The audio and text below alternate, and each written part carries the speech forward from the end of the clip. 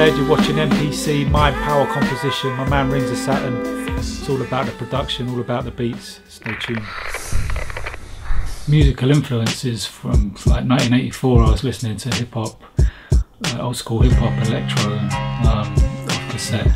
Used to be walking around my Walkman, blasting like Afrika, Bambaataa, and like all the classic like electro albums. And from that I discovered like funk and soul and all the original breaks. So even from being a kid, I was influenced by the old school of hip hop. So I've been a bit of a purist since back then, but that's where I'm from, and that's the music I love. The original breaks, the original like the Wild Style soundtrack, like one of the first albums I had as a kid, and it's stuck with me since. That's like the ethics of hip hop for me, and that's like my biggest influence. Old school. When did I first acquire my first productive musical item? I guess that was my first turntables back in the day as well, when I was about 13. I had some belt-driven turntables, and I learned how to DJ on them. I don't know if you call that musical equipment, but that's definitely what got me into making music. And my first sampler was like a little Casio SK5 sampler back in around 1989. Had just like a couple of seconds of sampling time, and what I had to do is like record breakbeats off records onto a 4-track and then like play samples live off the SK5 over the top of the breaks. But yeah, I was making music back then, and didn't have all the proper technology back then. I was just sort of kind of like a like a bedroom producer, just trying to do it with kind of really cheap equipment. It wasn't until like 97 when I got my first Akai S950 sampler, and I've been using that up to the present day. Was I shown the ropes with the S950? Not really. I didn't know anyone else that had that. I kind of learned a few tricks on some other Akai samplers. I think it was like a 2000 or something that someone showed me. So I knew how to like chop samples, do very basic things on it. But it wasn't until I got the 950 myself that I really sat down, just kind of figured it out myself really. I did have an instruction manual, still got the manual right there. Kind of went through that, and yeah, just learned it myself. So no, I wasn't really showing the ropes at all, just did it by ear and just trial and error. And then I showed a few other people how to use it once I'd learned, and yeah, picked up a few tricks off people down the line, but basically learned it all myself. Well, how did I acquire the turntables? I got them for Christmas back in, must have been 1985 when I was a kid. 2 belt drive Garab turntables. Garab was the make, no pitch control or anything, just these 2 decks, and a cheap mixer from Tandy, like I think it was called a realistic mixer. A lot of people old school heads might relate to that. It's like a very basic, just really stiff crossfader, a couple of switches, but kind of learned how to mix on them and to scratch. Obviously couldn't beat match because no pitch control, but I was a bit of a novice. And the 950, I was living in Huddersfield, and I really wanted to get into beat making, and I just saw it. I went in a music shop there, into the basement of this music shop, and it was just there, Akai S950. I was like, yeah man, I need to buy that, and I borrowed some money, and yeah, best purchase I've ever made music wise. The learning curve, well, on the 950, I'd say it was quite steep when I first got it. I didn't really have a clue, to be honest. I knew how to do like a basic loop, so I was mainly just doing loops, and I mean that's kind of where my styles come from, and I guess it hasn't advanced too much from doing loops, but I didn't really know about sequencing or anything. I bought an Atari ST computer, and I was running Cubase off that to sequence it. I was just doing very basic, like a loop with some drums over it. Wasn't even adding, I didn't even know about the filter of the bass lines back then. I really didn't know anything about what to do. I was just trying to figure it out. So it was, yeah, once I got the hang of it and I realised what you had to do to get the sound right, and when I bought the mixing desk, like about a year later, everything fell into place and I started getting the sound right. But yeah, I'd say it was quite going from nothing to just learning how to do beats and not really having anyone show me how to do it, just trying to figure it out myself. I just wasn't around other producers really, so yeah, quite a steep curve. How long has it taken me to master that piece of equipment, the Akai S950? I guess I wouldn't even say I've mastered it. There's always little things you can learn, little tricks. So every time I use it, I'm learning something new. But I mean, I kind of got to a stage where I was happy with it, and I was rolling and making beats. Probably like after a couple of years of using it, the first year or two, I even made records with the beats. They got pressed up onto vinyl, and you could tell they're kind of, I wasn't quite ready, I wasn't quite there yet with it. But yeah, a couple of years after, I found myself really, I'd say I kind of mastered it. But yeah, I'm always kind of looking to do more with it. Yeah, got it right next to me, right here. It's well, I've had 4 different units over the years, for various reasons. Some have broken. So I got other bits of equipment for a while and then went back to using the 950 because I like the sound of that better. So I think I had the right gear to get kickstarted to where I am now. Well, yeah, definitely. I mean, the turntables, even though they had no pitch control, just a very basic deck, it got me into mixing. It got me into learning how to scratch, and I mean, it took me a while to get into that as well. And I still wouldn't say I'm like the most amazing DJ out there, but if I didn't have those turntables at that point in my life, like age 13, I definitely wouldn't have got that far with music now. And the same with the 950, it was the right bit of equipment at the right time. It kind of defined the sound that I'm known for. I think without that, I think maybe if I'd have bought an MPC or something at the time, I might have just ended up just not making something with the sound that it has, you know. And I think getting that sampler back then was almost like fate, really, getting it. You know? What equipment do I use nowadays? Well, really it's the same as I've been using for the last 15 years, the Akai S950, a Mackie mixing desk, 16 channels, various outboard gear, like I've got a DBX compressor. I used to use that to record vocals, but now I put all my filtered bass lines through that to beef them up. I've got an Enthusiast compressor, and I've got a digital analog converter so that I can get everything onto the laptop. I used to use Cubase on an Atari ST, very old way of working, like with discs. All my arrangements were on disc, but now I use a program called Reaper on the laptop, like really good bit of software. It's a bit like Cubase and Logic, but I just find it really easy to use, good for arrangements and also for mixing and recording mixes as well. What equipment have I used over the years? Well, various things on and off. Like the 950 has really been the staple of the setup, but I've had I tried an MPC 1000 and wasn't really into the sound of that. Even through the desk it was sounding a bit weedy.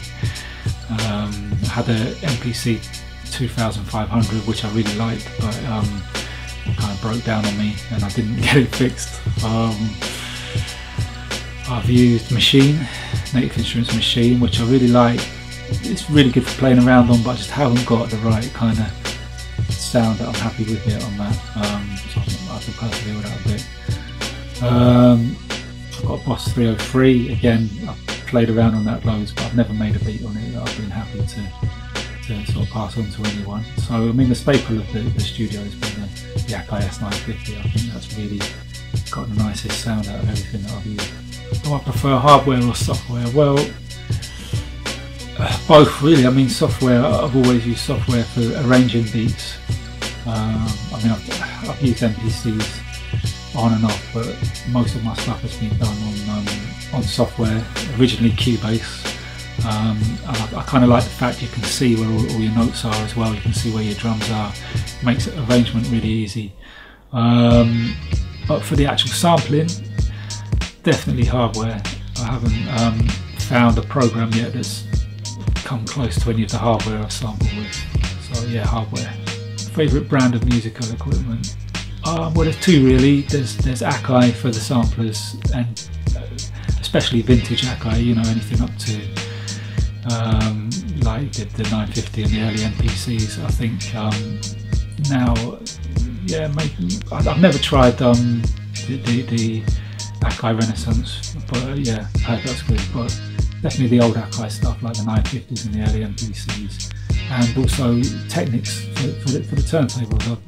You know, I couldn't live without my Technic 1200s. So yeah, Akai and Technics for me. What musical equipment would I recommend to a beginner?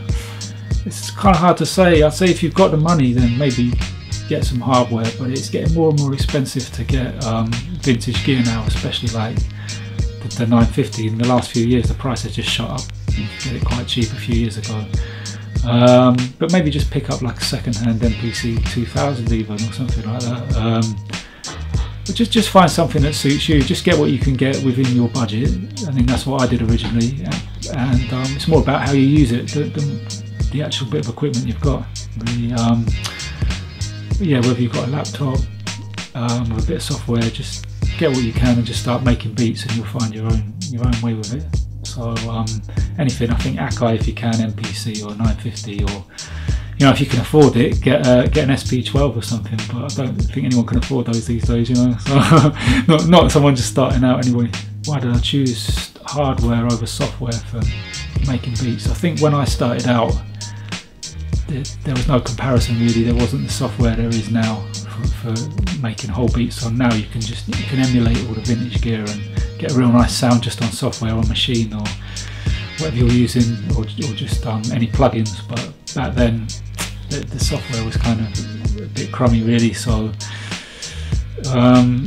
that's why I chose hardware, and it just seemed more hip hop to me. You know, you see producers, you see your heroes with like MPCs, all the album covers you look at, there's like Akai stuff everywhere, and EMU SP12. So you know, it's hardware, isn't it? It's all about the hardware if you can afford it, and so yeah, that's why I chose it. My views on sampling. I mean, I think originally sampling's been like the backbone of hip hop music and production from way back. I mean, hip hop started with the breaks, DJs cutting up 2 copies of records, and then it progressed to like Marley Marl and all the legends just getting into sampling these breaks. So that's always been like the backbone of hip hop. But saying that, you know, things move forward, and there's beats I like which don't have any samples in at all. If it's done right and people get the sound correct, then you can make anything work, whether it's just something that's been done purely on software and synths. If it's done right, it can still be hip hop, it can still sound nice. But I mean, to me, I do love a good loop and a nice gritty sound. So I'm more of a sample head myself. Which kind of music do I feel that I sample most, and why? I guess I tend towards more like the jazzy kind of sounds, and used to sample a lot of what you call like more traditional type jazzy breaks, but I do prefer, like now anyway, like the darker sort of sounds, you know, like the more kind of I guess you'd say like more kind of soundtrack sounding stuff that's a bit more just a bit more gritty sounding and a bit more spaced out. I like sounds that are kind of harsh, just more kind of, yeah, just kind of that deeper kind of sound really, rather than the obvious kind of lightweight kind of loops and things now. But yeah, definitely jazz, prog rock, soul, funk, reggae, just all good genres of music. There's something in every genre if you look in the right place, and that's like what hip hop sampling is about, finding those little dark moments amongst all the lightness and sampling them up. So yeah, most genres, but mainly like the jazzy kind of stuff. Do I share my sample info with people? Usually after I've made the track and the track's been released, then I say, yeah, I sampled this for it. But I mean, it's different now because everyone is just sampling everything. But back then, I think people were more secretive about their samples, and they didn't want to, even once the record had been made and was out there, they didn't want anyone to know what it was. They wanted people to kind of like, yeah, do the homework really and go digging. But yeah, I don't mind. Once I've sampled it, I'll be like, yeah, this is what I've used, and you know, someone else might find that album, find another thing to sample on it. It's all about sharing. You know, I'm not, yeah, I don't like to keep it too much of a secret. It's fun for people to hear the original breaks as well, and to hear what you've done with it, because they'll hear that and be like, wow, how did you get it to sound the way you did on the track? So yeah, I like sharing it. How do I acquire my samples? Always by vinyl digging. Yeah, always just done it by going out, buying like £1 records, 50p records from the charity shop, from the second-hand shop. Sometimes splash out a little bit more, buy an album for like £10 or something if it's got some nice samples. But always just, yeah, the cheaper the better really, because I think that makes it better too. If you're buying albums for like £1 and you're getting a killer sample off it, like that, to me that's more hip hop than, you know, I've never been one of those to go out and like buy £100 album for one break or something. It's just, it's more about just going, getting on your hands and knees, digging through the £1 crates and just digging out them gems. And yeah, definitely vinyl all the way. I've never used anything else. My favourite sampler, well, I think I've sort of said already, the Akai S950. Why? Just, I mean, obviously I'm known for using that filtered bass line, but it's just such a ridiculous sound. You know, it's like one of the best, kind of warmest sounding bass lines you can get for hip hop production. I know it's a bit 90s sounding now, and some people like think it's a bit old school, but yeah, you can't really beat that sound. But also it's just, maybe just because I've been using it so long, but it's really easy to use as well. And yeah, proper classic bit of gear. And software now, Reaper, which is what I do my arrangements on. I find it's like easier to use than Cubase, and yeah, just a real nice bit of software for arranging and mixing and everything. Yeah. So I'll focus more on the samples or the drums as well. You've got to have both really, you know, like your drums have got to be hitting, so I do pay a lot of attention to getting the drum sounds right. I've got certain kind of sounds that I like, and the thing about the 950, whatever drums you put in, it always kind of makes them sound nice and crunchy as well, especially if you EQ them right. But so I do put a lot of effort into getting the drums hitting just right. I guess that's as much in the mix as it is in the actual things that I sample. So you've got to get the right sample and then get the mix down nice. But then if you don't have like a killer sample over the top, you know, you can have the best drums in the world, but if you've got some boring kind of lame thing over the top of it, it's pointless. So it's both really. I spend so much time just trying to find the right. That's the hardest bit for me, getting the right sample to go over the drums. I can do like hard drums for days, but just getting that one sample that's going to stick in people's heads and just be like a potential kind of classic. You know, it's just that's the hardest part. Just going through hundreds of records to find that one thing, and I spend a lot of time on that. Best MPC, past and present. Well, I've heard it's the 3000, but I've never been on one. I'd love to get one of those. They're kind of a bit pricey, but maybe one day. I've heard that's the best, but I mean the best one I've been on out of the newer models was the 2500. I really got on okay with that, and seemed better than the 1000. Yeah, so yeah, out of all the later models, the 2500 for me. Two of my favourite instruments. It's a bit cliche in it, but obviously drums and the bass, because that's like the backbone of music, well, the kind of music that I listen to. I had one drum lesson once, and I just haven't got that natural rhythm, you know. I'm better off on a sampler. Maybe with a few lessons I could get a little thing going, but I couldn't jump on it and yeah, do anything that fancy with it. And I've never tried playing the bass, but yeah, maybe one day I'll pick that up and just, yeah, that'll be the thing I get into, I reckon. Can I play any musical instruments? Not really, unless you call out the turntables or the sampler a musical instrument. But nothing traditional. I mean, I can tap out like a little tune on a piano, but just enough to get by in production. Really, I couldn't like perform in a band or anything like that. You know, which two instruments would I play? Yeah, again, the drums and the bass. Yeah, just yeah, I just make my own little little beats like that, sample my own drum breaks, play my own bass lines over them and stuff. I'd love to learn anything, you know, piano, just, yeah, maybe one day when I spend so much time sampling and making beats that way, I just haven't had time to sit down and learn an instrument, and I never learnt one as a child. I did a recorder at school and I don't think that would sound too good on one of my beats, so yeah. If I could choose two producers to work with and enjoy, dead or alive, it's a tough call because there's so many that I've liked over the years. I'd have to say DJ Primo, because he's obviously like, you know, people have heard my beats, they know that he's a massive influence on me, and if they've heard me DJ, I've played so many of his records, and I'd love to sit down with him and see how he does his thing. Obviously, like, yeah, J Dilla is no longer with us, but yeah, if he was still here, then it'd be interesting to see. I mean, because he could just jump on any sampler. He was so musical, he could play anything, jump on any sampler. It'd be interesting to see how he worked, and to sit down, and I'd say in his kind of 1996 mode as well, when he was making those beats around that era, real nice kind of sounds there. So yeah, I'd like to hook up with a 96 J Dilla and make a beat with him. If I could pick two MCs to work on a track, there's so many MCs I like, you know. Man,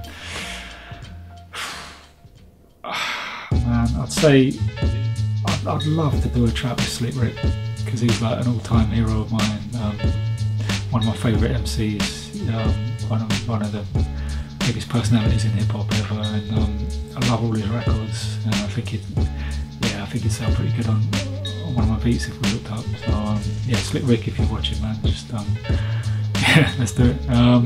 Probably Ghostface, I know, obvious choice, but I love Ghostface, man. He just rips everything he does, kills it. So I'll do like a hype beat for him and get Ghostface on that one, definitely. Top three producers, well, definitely in the top three is the man Marley Marl, because when I started getting into hip hop, like back in the day, Marley was the man who was kind of making the most hardcore hip hop back then, the proper joints that I was into, like Craig G, Tragedy, all these artists. He just had such an uncompromising sound, and obviously he went on to produce so many classic tracks for Cold Chillin' Records, Juice Crew.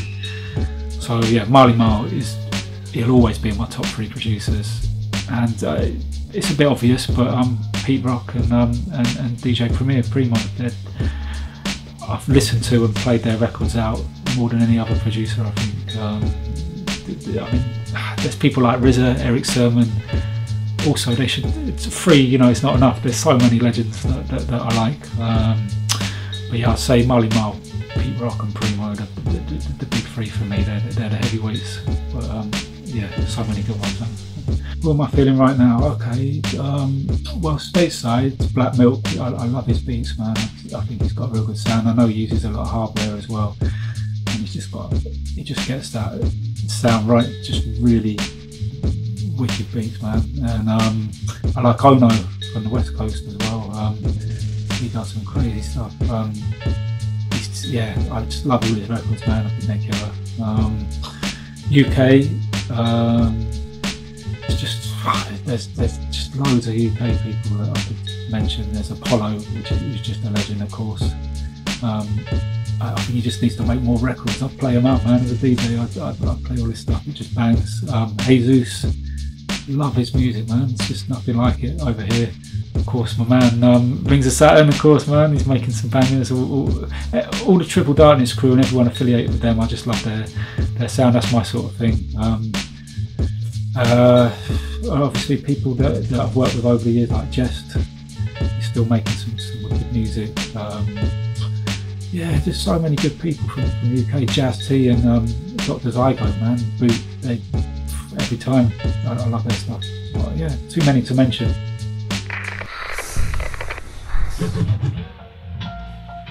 Yeah, so this tune playing is Time You Knew, a beat I made back in 2002 for Michael Diziaks out of Manchester.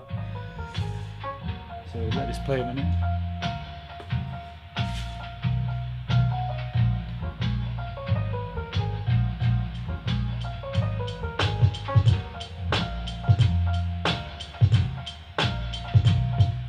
This is the original record that sampled Melodies of Japan.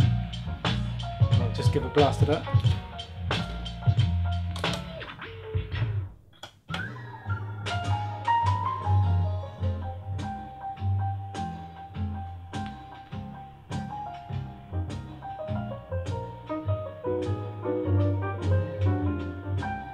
Okay, so I took that, put it straight in the Akai S950, and so you can hear. So I took that part and next bit up to there, and also sample some drums. They're in there already. So I've got kick, snare there,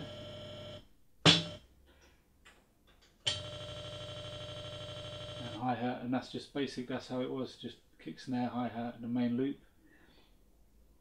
And then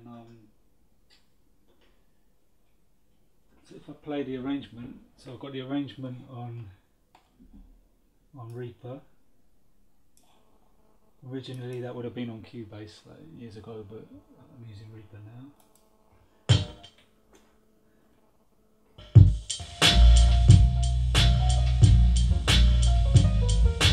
So that's the beat coming through the desk. Just break it down like kick, snare, hat.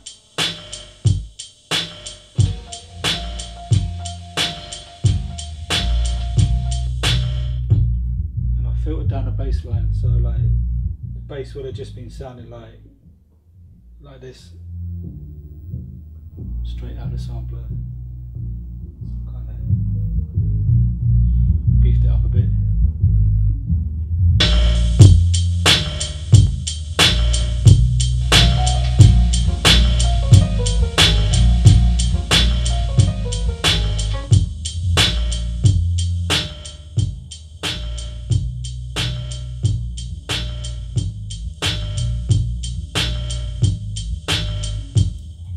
This next beat is a remix I've done of a capo track called SM58 Live Rounds, originally produced by my man Stealth, and he sent me the EP, the Unicron EP to mix, and this track stood out for me, and I wanted to add a little bit of evil to this track, do a little remix on it. So yeah, this is the main sample.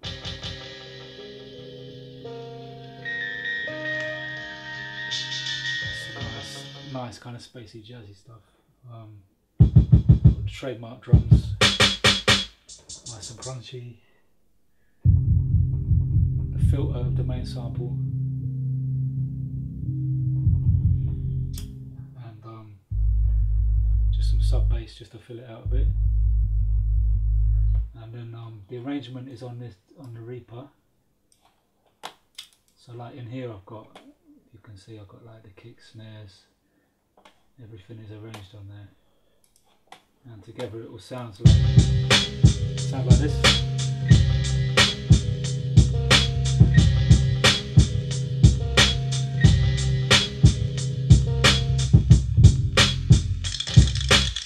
There's a little bit of percussion there as well.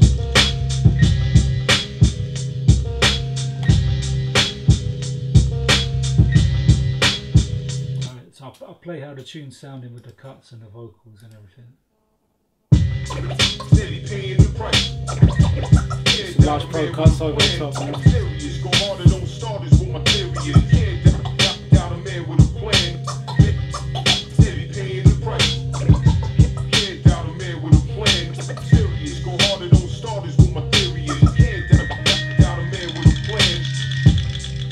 Soaking in the paper, trying to shape the lyric and get back on the sick vocals from Capo. When I heard this one, I was like, I'm building on my back and shoulder when my back is to the wall. It's when I pack the punch, make them back up. This is out like now, like next week. Support that. Capo SM58 Live Rounds, original EP produced by Stealth. And this is my version. Can't beat them, then you join them till they recognise you. Whether written or it's ghost wrote, I never sign it. Leave it to the eye of the beholder, let them make their mind up. rather be here than in a pine box. Any time of day I put my sun on earth and stars viz. Youthful exuberance and sharp wit is what she loves, so she treat my dick like it's a pack of star beers. Yeah, this next one is Black Stallions, track I did with Kaiser back in, well, we recorded it in 2003, come out in 2004 on my album The Enthusiast. That's the 12-inch. This is the original sample. Group called PFM, Wicked Prog Rock Group. Yeah, nice album, loads of good samples on that.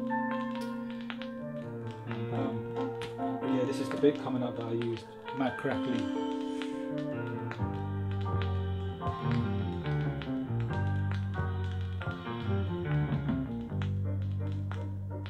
Yeah, just use this bit here. This is the finish, like the finished tune. Yeah.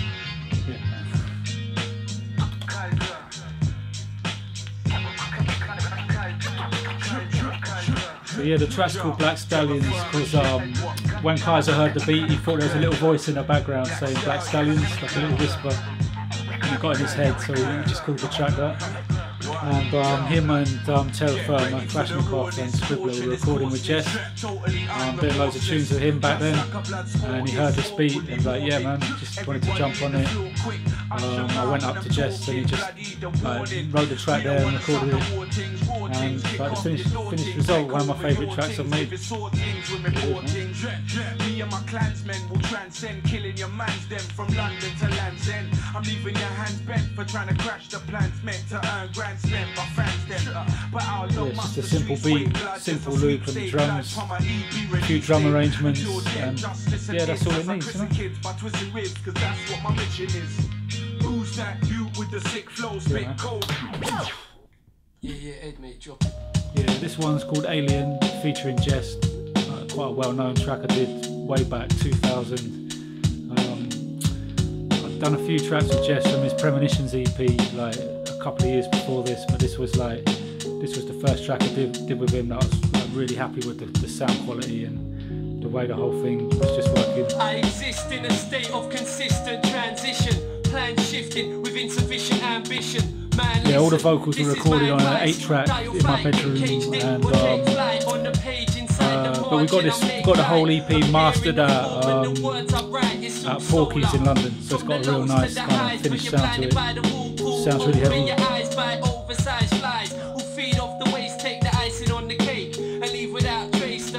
But yeah, like I bumped into Jehst in a Huddersfield record shop, and we just kind of clicked. I played him a few tracks I was working on, and then he just came round and brought all his Y&R crew round my house, and yeah, like this track was one of the results of that. And yeah, been making tracks on and off with him over the years, and I helped start the Y&R label with him, putting out this EP. The question is this: to be or not to be, a simple lesson in race.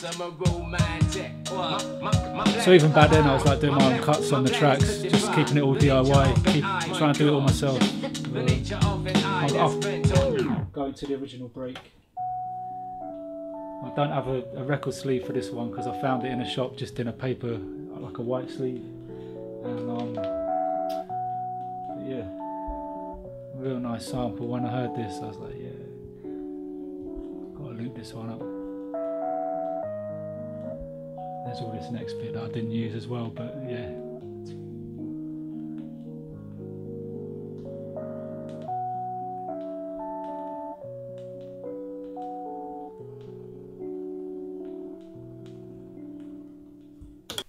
Yeah, this next one, the one and only 10-inch record that I've had out is the crew's called Uber Super, Jesus, Tech D, and John Robinson out of Science of Life, little size on this track. Came out on Project Moon Circle, PMC Records out of Berlin. So yeah, big up to them, big up to Gordon from Project Moon Circle. But yeah, man, I was a fan of like Jehst beats for years. He was sending me stuff like years back, and yeah, I was always impressed by his production, and always wanted to do a track with them. I love their vocals, I like the kind of tip they're on lyrically, and this track is a remix, but it's got like a brand new verse by Little Sai, and also Ray Vendetta's like got a whole new verse on the track as well. So like, yeah, I was blessed to have them on there. It's more kind of laid back,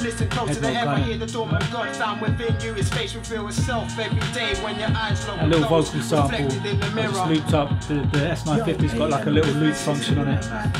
It can sound like a delay. Yeah, man, I'm feeling this one. One man's ceiling is one man's floor. Stacked up concealing. Yeah, that's Jehst rapping now. Underrated MC in my opinion, as well as sick beat maker. So yeah, make sure you check out more of that stuff. Uber super. Circle in a square slot, like what? Famished on the front line, working stances, hunched over as my pen jots, and sense stopped, dragged back to the soil. I'm gonna try and just show you how I make a beat from scratch. Gonna use that Magician's Hat album, bit of a classic, but yeah, so let's just do this at random, see if I can find something good to sample. So that's usually how I start the process. I mean, I've got some drums already loaded up in the 950, but I'm going to find something nice some nice samples to go over the top. So I'll basically just flick through an album until I find something that that catches me. So like all this is sounding nice. So take this bit, get the level right on the 950, just hit record, get a little bit of that. Okay, so now I'm in the 950. Find this sample that I just recorded.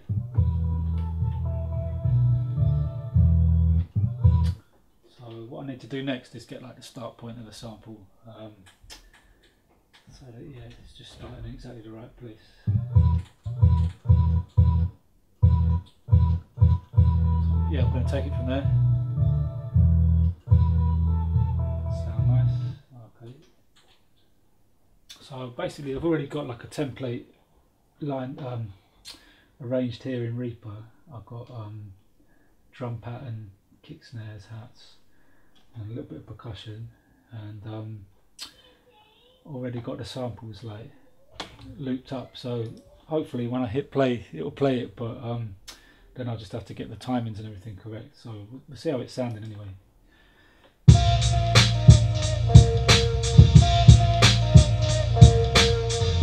It's sounding okay as it is, but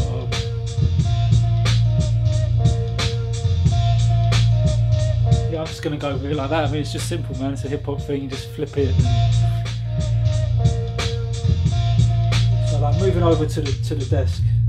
Basically, I've got everything going through this Mackie CR1604 VLZ desk, and like I've had this desk for like 15 years now, and kind of can't live without it for making beats. It's the 950 is good in its own right, but this brings everything alive. So now the thing with the 950, it's got this filter. It's well known for like the bassline filter. So you can hear that going through one channel now. And I also put the filtered bass lines through a DBX compressor just to kind of fatten them up. So I'll play it flat. Just sound sort of skinny, nothing to it. And then with EQ through the desk, it kind of gives it that nice sort of rumble. And then just bring in the actual sample over the top. And then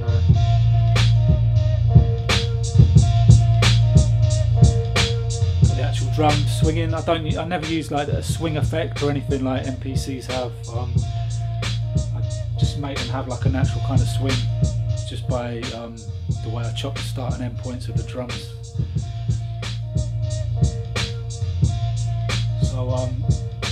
mean, what I'd do next if I was like,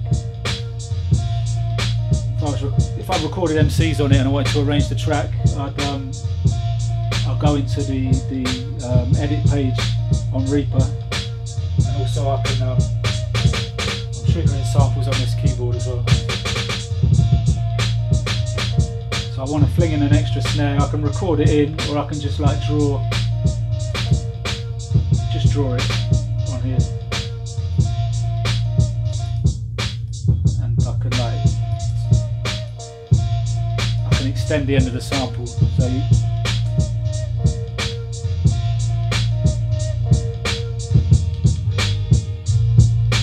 just like that, you know what I mean? Just stretch it out, just give it that variation. It's a real simple thing.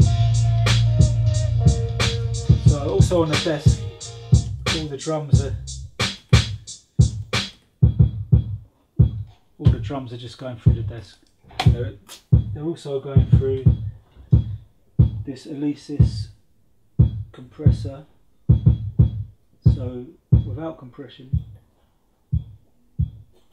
just sounding a bit nothing, but kind of beef them up with the outboard compression and the EQ on the desk as well. So like,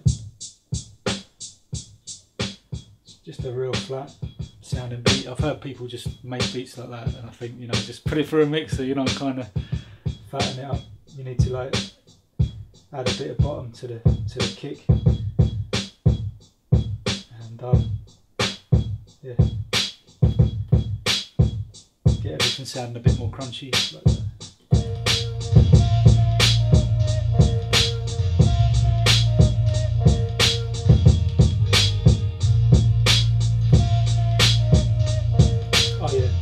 So I've got some just like a break beat that I put underneath the main drums, and that also adds to it, gives it that little bit of a swing.